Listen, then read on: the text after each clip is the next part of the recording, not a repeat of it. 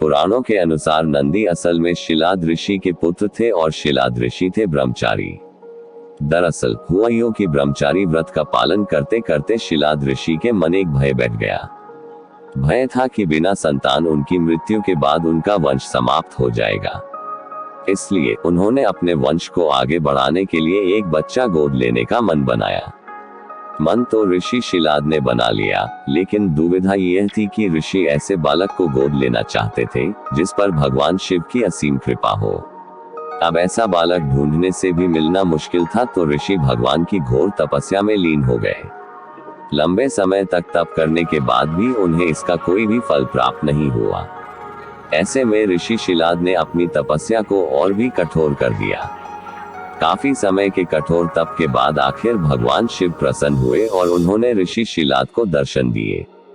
भगवान शिव ने शिलाद ऋषि से कहा, मांगो, क्या वर मांगना चाहते हो। ऋषि शिलाद ने अपनी कामना भगवान शिव से जाहिर की।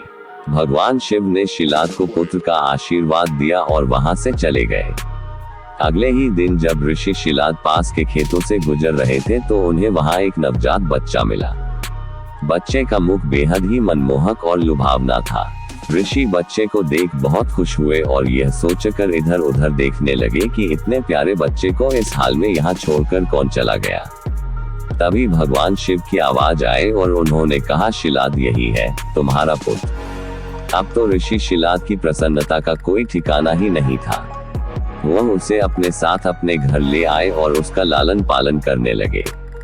देखते देखते नंदी बड़ा हो गया। एक दिन ऋषि शिलाद के घर 2 सन्यासी आए। ऋषि शिलाद की आज्ञा से नंदी ने दोनों सन्यासियों का खूब आदर सत्कार किया, उन्हें भोजन कराया। ऋषि शिलाद के घर मिले इस सेवा भाव से दोनों सन्यासी अत्यधिक प्रसन्न हुए। उन्होंने ऋषि शिलाद को दीर्घायु का आशीर्वाद दिया, लेकिन नंदी जिसने उनकी इतनी मन से सेवा की थी उसके लिए एक शब्द भी नहीं कहा। सन्यासियों द्वारा ऐसा किए जाने पर ऋषि शिलाद को आश्चर्य हुआ। अपनी जिज्ञासा को शांत करने के लिए शिलाद ने सन्यासियों से ऐसा करने के पीछे की वजह पूछी।